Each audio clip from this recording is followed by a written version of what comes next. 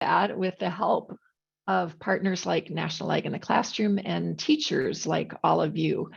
So our goal in our work really is just to build out that pipeline of talent that's coming into agriculture so that we know that we will have the bench strength we need to lead agriculture far into the future. And we know that begins by introducing students to agriculture and developing ag literacy at an early age, and really just helping students make that connection between the food that's on their table every day and the farmers and the ranchers that produce it. So we know that National Ag in the Classroom and all of you are just the key to introducing those concepts to students in fun and engaging ways. You're the connection to those students that we really hope will be the future ag leaders. And we know it's very often you that is sparking that interest in agriculture early on. So that's the reason that we're just so happy to be supporting today's virtual conference. We know it gives you an opportunity in your own space and in your own time to learn new ways and innovative ways to incorporate agriculture in your classrooms. And we're so thankful for all of you and for the incredible work that you're doing in your classrooms. You're leading the future, and we recognize that. I also have the honor this morning of introducing our keynote speaker, who is Peggy Thomas. So Peggy is a prolific author of award-winning children's books, including the AFBFA's 2020 Book of the Year, Full of Beans, Henry Ford Grows a Car. And I've read that book with my grandchildren and loved it, and I think you will too. Peggy is also an enthusiastic gardener, and she recently became a master gardener with her husband, Fran. So it's no surprise that several of her titles also have an agricultural theme, as does her newest book, Hero for the Hungry. And that one tells the story of agricultural scientist Norman Borlaug and the remarkable journey that earned him the Nobel Peace Prize for feeding the world. Also want to just remind everyone that a portion of the proceeds from all of Peggy's books really go to help support local food pantries, both in her community and in the communities where she speaks. So Peggy, we are thrilled to have you with us today, and I know everyone online is looking forward to hearing from you. So with that, I'm going to turn it over to you. Thank you very much, Nancy. It's really good to be here. It's been so much fun to work on Hero for the Hungry, and I'm so glad to give you a sneak peek. It was a privilege to work on this book because he was really an amazing man. And I have to be honest, I did not know who he was at first, but when I did find out what he did and his impact globally, it bothered me that more people don't know who he is. And so I started doing the research, and I think I came to think about him as a superhero, right? He was born of humble means, but grew up to be extraordinary. So we're going to take a little look at his work and maybe where those extraordinary characteristics came from. I'm going to share my screen with you.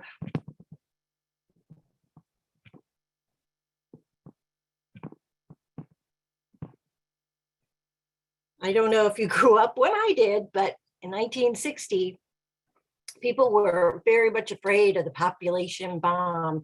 I was told to eat everything on my plate because people were starving in India.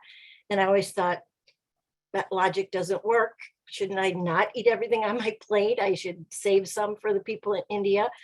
But it was this idea that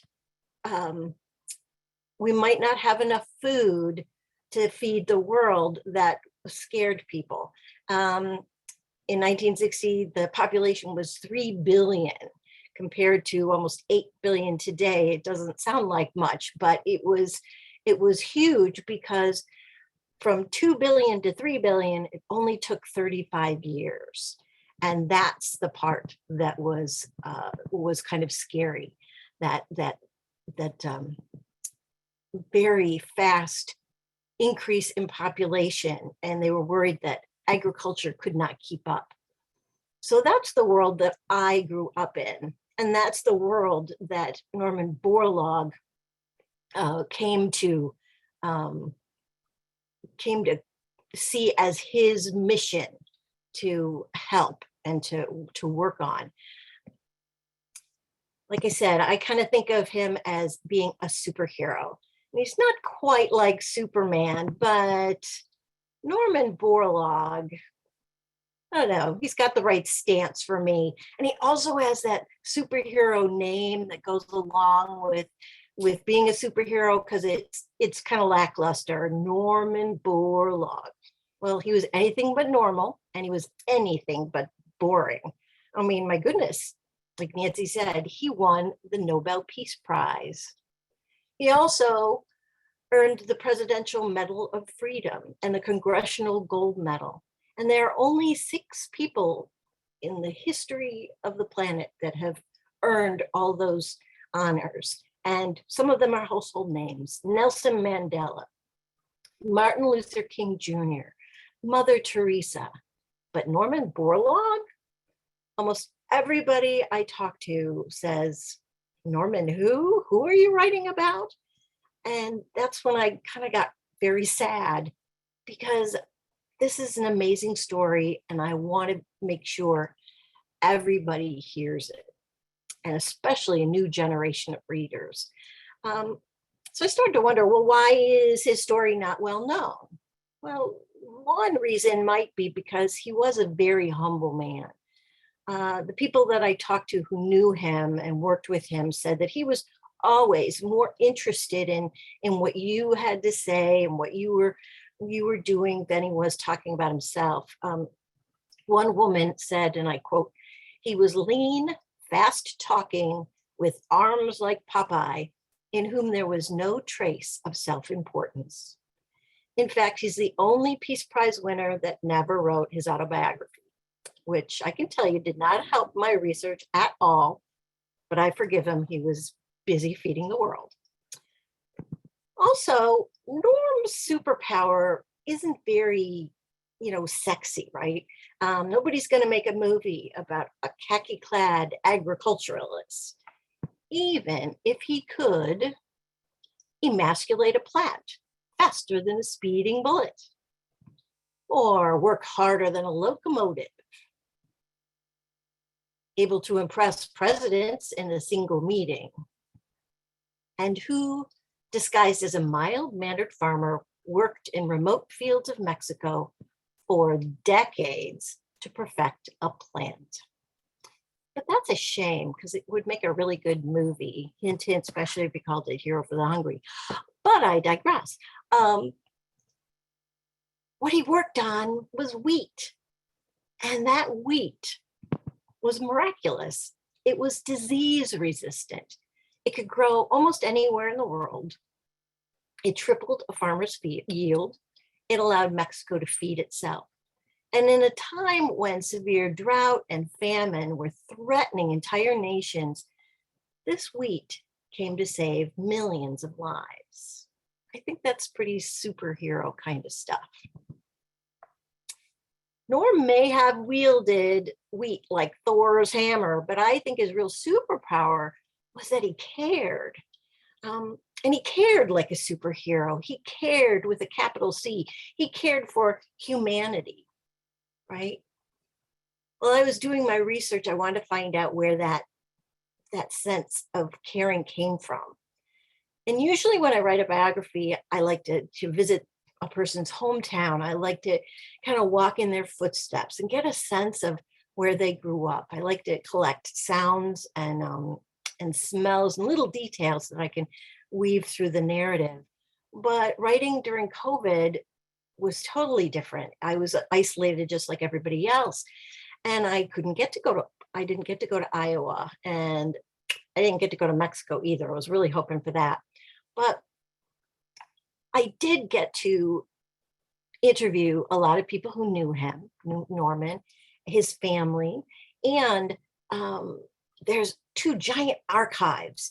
One is at Texas A&M, and one is at the University of Minnesota. And there are dozens of taped interviews that, I could put headphones on and it felt like he was just talking to me. And those were ways that I could connect. But I found that his handwritten notes were the most important to form that connection with him. And it's because, these notebooks were just his. They were private. They were just notes that he took to remind him of what he saw, or his own personal thoughts. And for example, here's an example of one little snippet from his notebook. It says, "Too damn much philosophy and not enough action." And honestly, that's Norm in a nutshell. He believed in, finding out what needed to be done and then getting to work and doing it. I think that work ethic very strongly came from his family, because he grew up on a farm in Iowa. He was born in 1914. And on this Iowa farm were 3 generations. He lived with his parents and his grandparents, a few aunt and uncles. And the farm had been built by his great-grandparents, who fled Norway. They were fleeing the same potato blight that had decimated Ireland. But we don't really think about how the potato blight affected other nations. And that's why we have so many Norwegian families in Iowa, because when they left to find better land, a better way of life, they still wanted to be together and formed these communities. And so this is where Norman grew up. And of course, working on a farm, if you want to eat, you have to work. So that work ethic was very, very strong. But he also had a sense of duty. And the Borlaugs all felt very duty bound to their community. If anybody was falling on hard times or were struggling, they were always the ones that were there, with a pot of soup or a loaf of bread to help them get along. And Norman kind of had an extra portion of this, because he tells about a story when he was a kid, when he was 5 or 6. It was in the middle of school, and all of a sudden the skies got dark and a blizzard blew in. The teacher in this one-room schoolhouse canceled school and sent everybody home. And so here Norman is, he's the smallest in the group.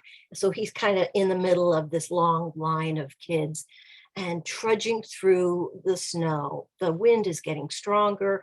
The snow is getting deeper.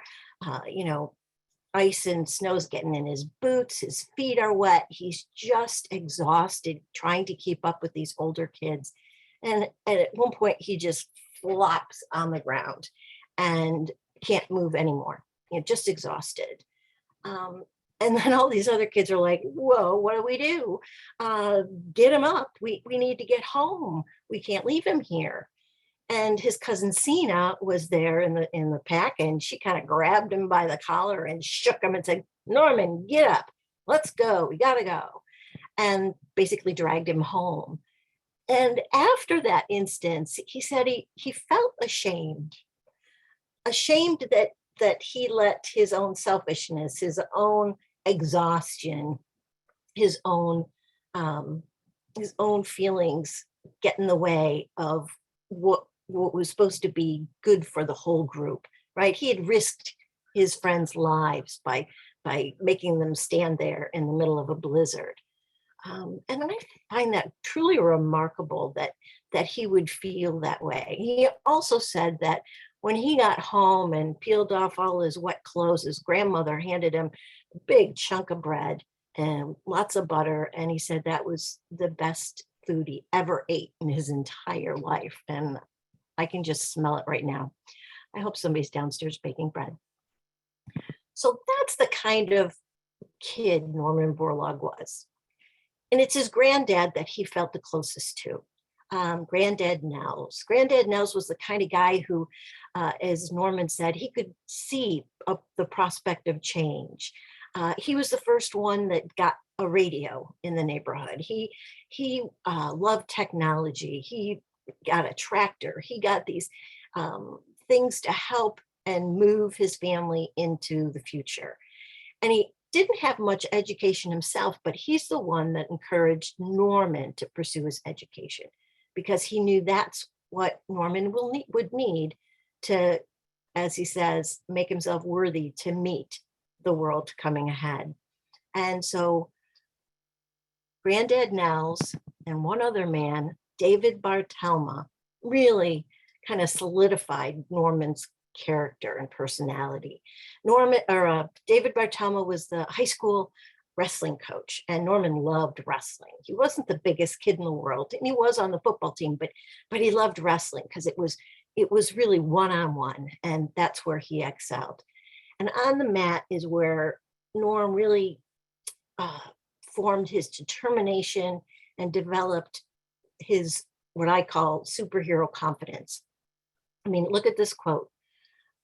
Wrestling taught me some valuable lessons. I always figured I could hold my own against the best in the world. It made me tough. Many times I drew on that strength. Who says that? Who says, I always figured I could hold my own against the best in the world? That's some super confidence. And with that confidence, Norman went to the University of Minnesota. And there he studied forestry and he studied plant pathology.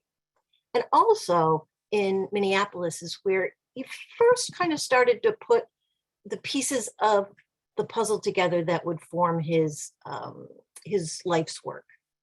He was out walking one day and Norman found himself in the middle of a milk strike.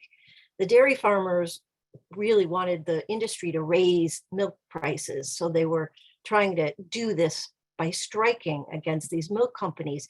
But the strikes were getting more and more violent, and Norman found himself crushed up against a wall. And he said, and this is a quote, I was freed from the crush only after the milk trucks had gone past. Bodies and blood were scattered and spattered over the street. Obviously, peace and prosperity couldn't survive without food. Even the most serene society could turn violent. What have hungry people to lose? And so now he started to realize that you've got this farm kid. He's got this farm mentality, hard work, sense of duty, this idea of hungry people that could turn to violence, and his plant pathology. This is the kind of puzzle pieces that started to click together for him. So when he got a job offer from the Rockefeller Foundation, he grabbed it and he headed down to Mexico. Now, Norm said he never saw poverty like he witnessed in Mexico. And here he had lived through the Depression. He had witnessed the milk strikes. He had, seen grown men begging on the streets. But in Mexico, it was just, soil deep, the poverty. And Norm's job was to make Mexico feed itself, because the Rockefeller Foundation had just partnered with Mexican government to improve agriculture. And so Norman, the first thing he did was he took a tour to see, okay, well, what have I got to work with? What am I really facing? What am I up against? And one night he wrote home to his wife. He said, these places I've seen are so poor and depressing. The earth is so lacking in life force. Plants don't really grow. They just fight to stay alive. Can you imagine a poor Mexican guy struggling to feed his family? I don't know what we can do to help these people, but we've got to do something. And unfortunately, the place where he was working, this field station outside of Mexico City, was not much better than the surrounding area. It was a dismal facility, as he said, few rusty sheds, dust, weeds, not much to work with, absolutely no equipment, no tractor, no horses. So how was he going to prepare these fields to start planting? He didn't think twice. He just found an old cultivator and he hauled on the straps, put them around, tied it around his waist. And with a friend guiding the plow, he pulled it along and started the planting process. Norm was always the hardest worker. He was always the first one in the fields in the morning and the last one to leave at night. people said if it was a full moon, you'd often find him still out in the fields working by the moonlight. And he was often too tired to go back to Mexico City to go home. So he'd sleep in the shed. And of course, during the night, live rats ran over the bedroll. I pulled a coat over my head, but slept fitfully. I wouldn't have slept at all. But this is the kind of atmosphere Norman was working in. Now, part of his job was to teach Mexican agricultural college students about farming and about the new technology that they could use. And I think these guys thought they'd come in as academics, that they'd be working or at least sitting in a classroom. But no, Norman insisted they get in the fields, they work with the same soil that farmers work with the plants farmers planted with. And he always said, plants will talk to you, but they won't shout. You can't hear them if you stay in an air-conditioned office. So they were in the fields all the time. The other aspect of Norman's job was to find a wheat that was disease resistant to stem rust. Stem rust was the most devastating crop disease back then, and it really could devastate an entire nation's crop very quickly. And Norman was going to breed a different kind of crop, a crop that was disease resistant. And here's an image of Norman in the field, and he's snipping off the top of the floret and pulling out the male anthers so that he's basically creating a female wheat plant. And to that, he's going to breed a specific male plant. And this all takes tremendous amount of time and meticulous keeping track, meticulous recording. And that is one thing that Norman excelled at. Here's an example of just one of his notebooks, a page in his notebook. And it's hard to read, but you can just see the kinds of information he has. He's got, this one particular wheat is a good type, comes in early, it's uniform, has red grain, and it's short. But another one is early, fairly uniform. Another is too tall, comes late. All of these things he's recording, and he's creating his list of what's going to be bred with what. As I said, Norm was very meticulous with this kind of recording, but he did not appreciate bureaucratic paperwork. This is what he thought. Whoop, I just skipped over. Come on, Norman, you tell me. Just look at it. Paper, bureaucracy, filling up the world. Yeah, Norman was actually fired more than once, or almost fired more than once, I should say, by the Rockefeller Foundation, simply because he wouldn't fill out their paperwork. And Norman would just say, "What do you want, paper or bread?" He felt the most important part of his job was the bread. Get the wheat. So Norman also said, take it to the farmer. As he was breeding this wheat every year, he felt that you take the best to the farmer. You don't wait for perfection, right? You find a better wheat and you hopefully get the farmers to plant that. So he would hold demonstration days. But farmers in Mexico were very mistrustful of scientists, especially a blue-eyed, blonde gringo who didn't speak any Spanish. But slowly they came to realize that Norman knew what he was talking about, that Norman cared, and what Norman was doing, he was doing it for them. And they appreciated it, especially when Norman's wheat varieties started to grow very large seed heads so that a farmer could grow almost twice as much on the same amount of land. That they loved. But unfortunately, the heavy heads started to fall over, because you can see in this picture how tall the wheat was. It's up to their shoulders. And here's another notebook page.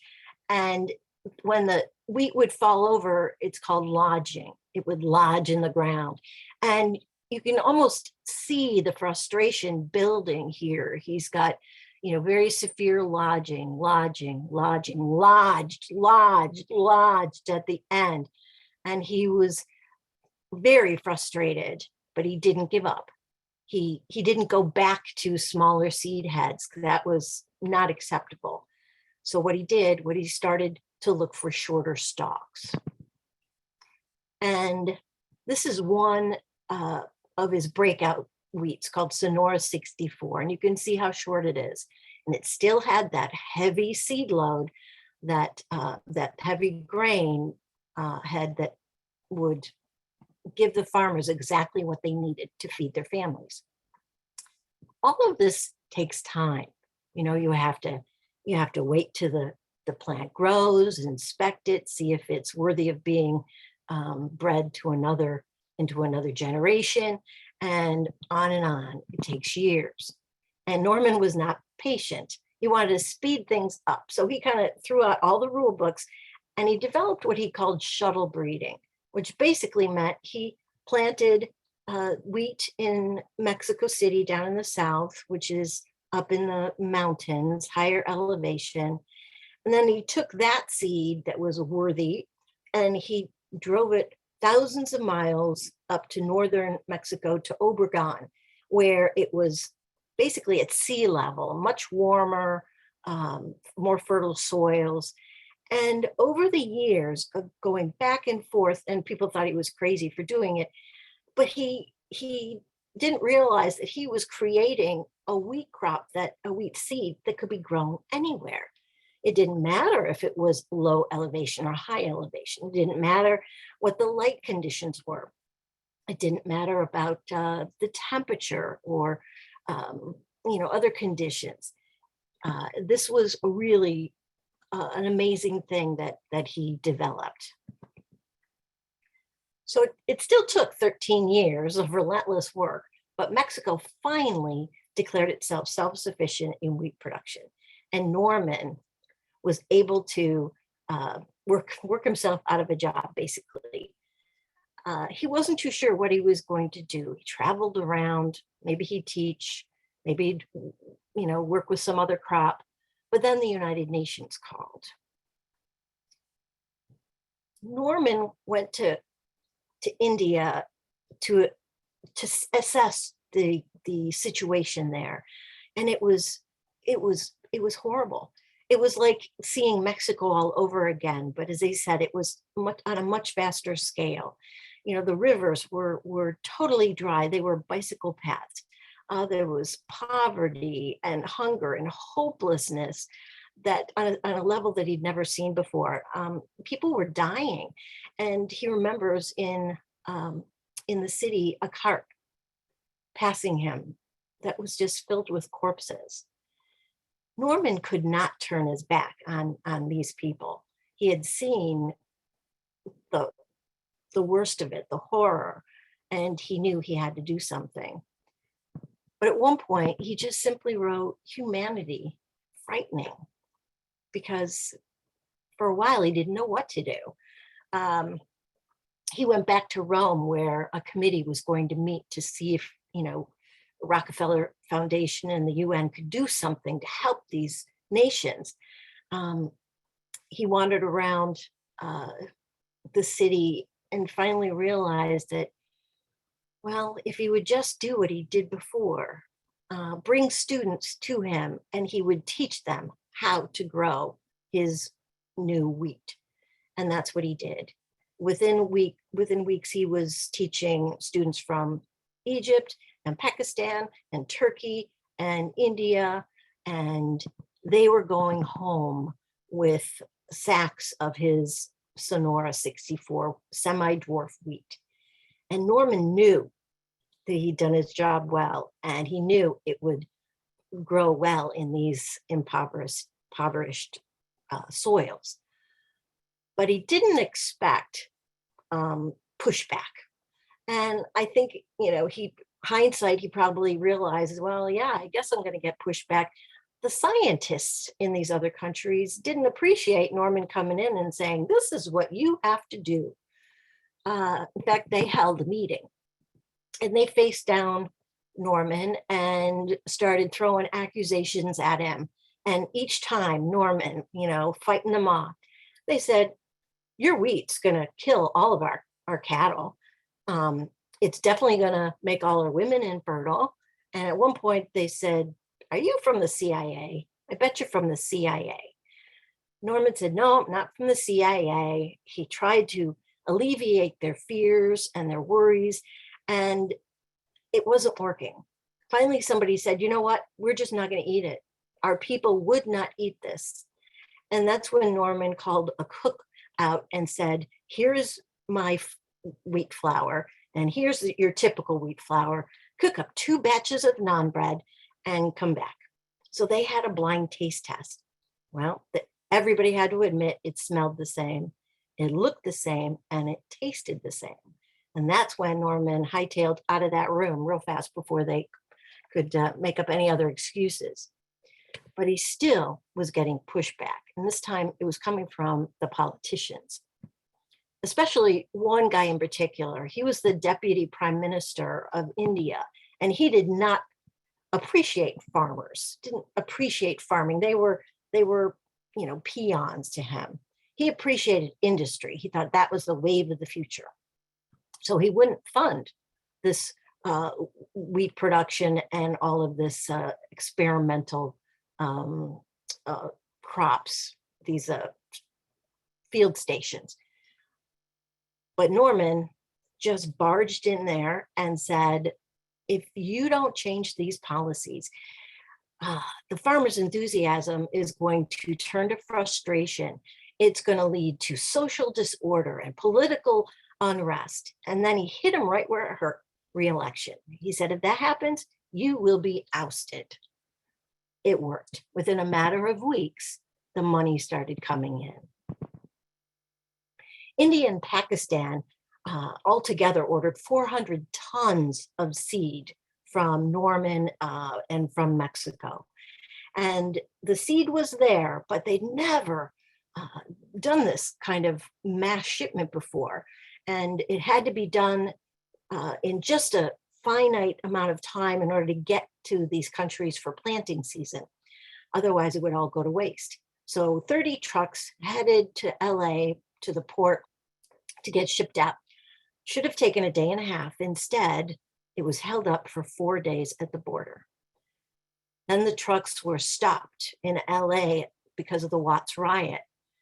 And then it got to the port and the captain refused to let it on board. They were already late in the schedule. And Norman got upset because there was incomplete paperwork. And of course, you know what he thought about that. Paper, bureaucracy, filling up the world. Exactly. He got mad. He got on that phone and just said, ship it, and took total financial responsibility for $1 million cargo that he couldn't afford.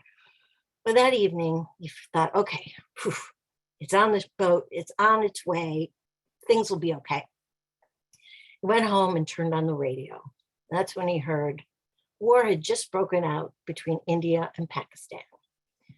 Now, the seed did get there on time, and it did get planted, fortunately, even though some of it was, close to artillery bomb shelling. But the harvest was the record breaker of all record breakers.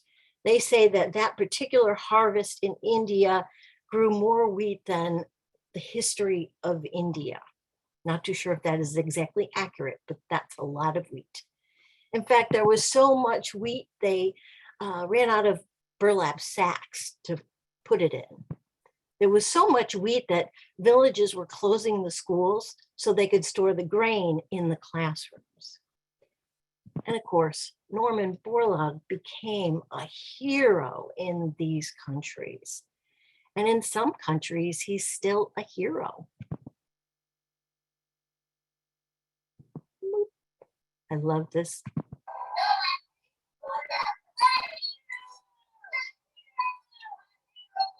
That was just a few years ago in Uganda. They were putting on a performance to celebrate Norman Borlaug.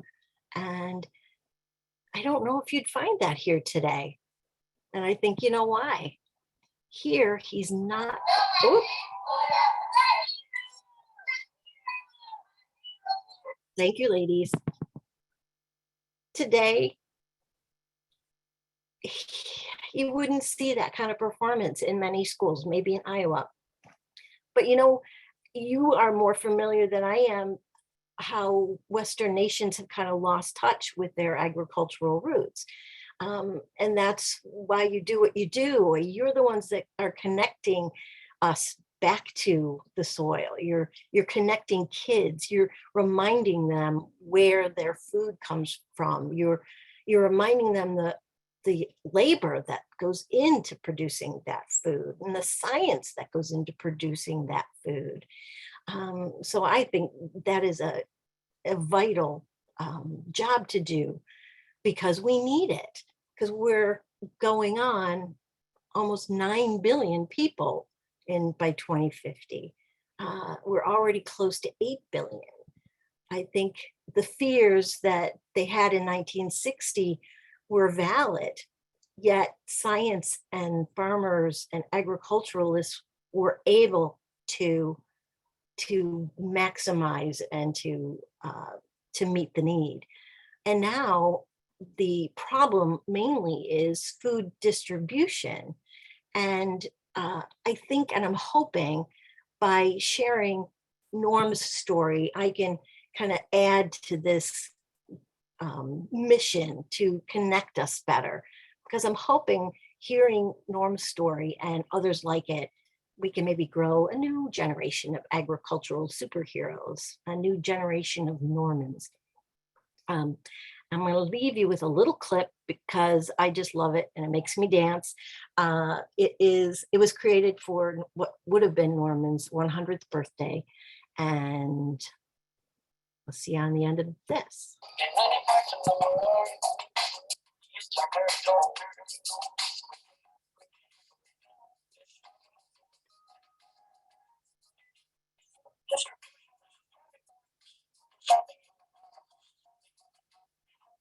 attention to which they thought was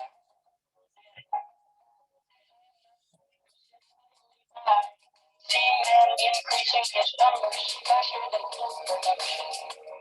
I am not 1% satisfied. I thought of anything to contribute to this work. I'm going to play that card and play it hard. When I know our scientific facts are right, I'm going to play that card and play it hard.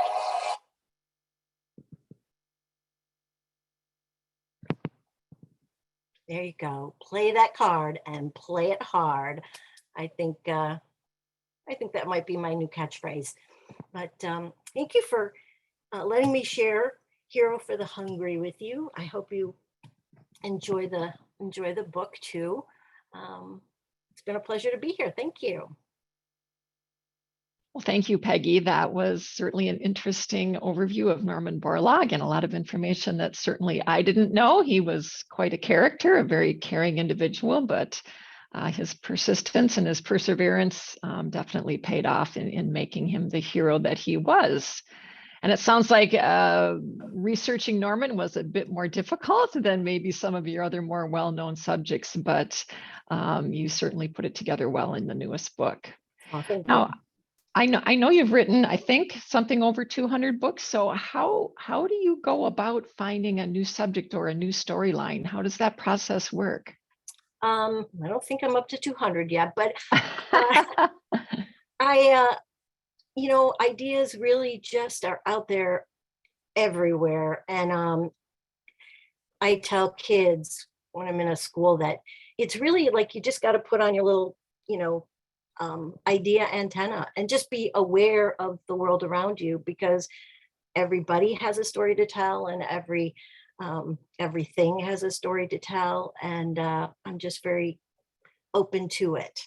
So Keeping your eyes and your ears open all the time. Exactly, that's all it is. So I'm guessing, as a writer, that you were probably a pretty avid reader as a child. What were some of your favorite stories? Oh gosh, I loved everything. I loved It's funny, I didn't read a lot of nonfiction, although I write mostly nonfiction now.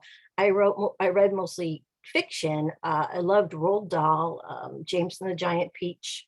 Oh, I loved that one. In fact, I, you know, didn't read the end for a very, very long time because I didn't want it to end. That's how I am. And but Little House on the Prairie, all those stories I just loved. classic. Yeah. Yeah. Yeah. So anything special that you are working on right now? I am working on another biography, but it's a journalist who worked in Washington, D.C., and she's got nothing to do with agriculture, but she's an amazing woman. And I'm working on something about goats. Oh, And, interesting. and soil. I'm really interested in soil and the different conservation efforts. So you've got multiple projects you're working on all at I once. always do. And they're always in, a different level of doneness, beginning. Yeah. Terrific. Nancy, I want to interject here real quick. Peggy, we have some aspiring writers that have chimed in on sending me private messages, but any advice for them about, man, they got a rejection. Well, how do you handle that? You curse, you ball it up and throw it at your husband, and then you just realize it's just one person's opinion, and there are, every single editor out there is looking for something different, and they usually never can tell you exactly what that is, which is not helpful. But you have to write the story that you want to write, and also it's important to learn the craft, because sometimes the story is awesome, but maybe the technique and is not quite right. And so that's one thing you do have a lot of control over, is learning the craft. But it comes down to it, just you got to send it out again and again and again. I've only had one book go to just one editor, and she bought it.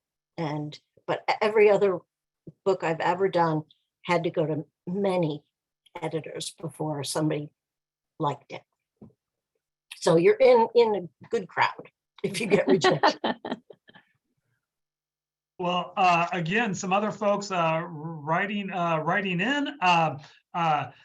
The book is Hero for the Hungry. Again, Hero for the Hungry, available September 1st. So some of us got some advanced copies at the National Ag in the Classroom Conference, but check out feedingmindspress.com and you can get more information on pre-ordering these. So be a great chapter book to start the school year off for your students to learn a little bit more about Norm.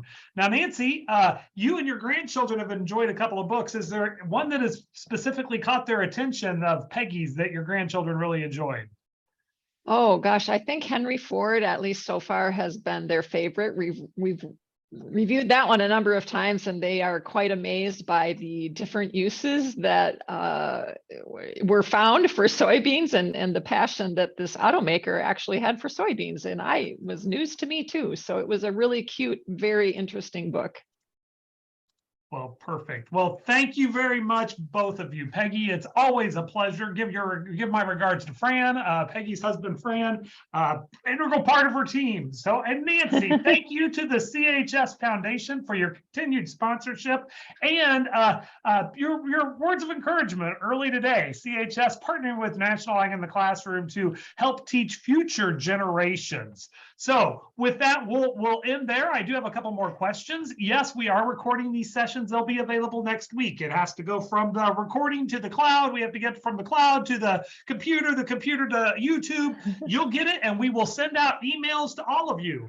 Additionally, you will be receiving an email certificate of attendance that you can use for your professional development with that. With that, this is the end of our Everybody in the Same session. And again, thank you very much to Peggy and Nancy for joining us. Lots of thank yous coming in as well.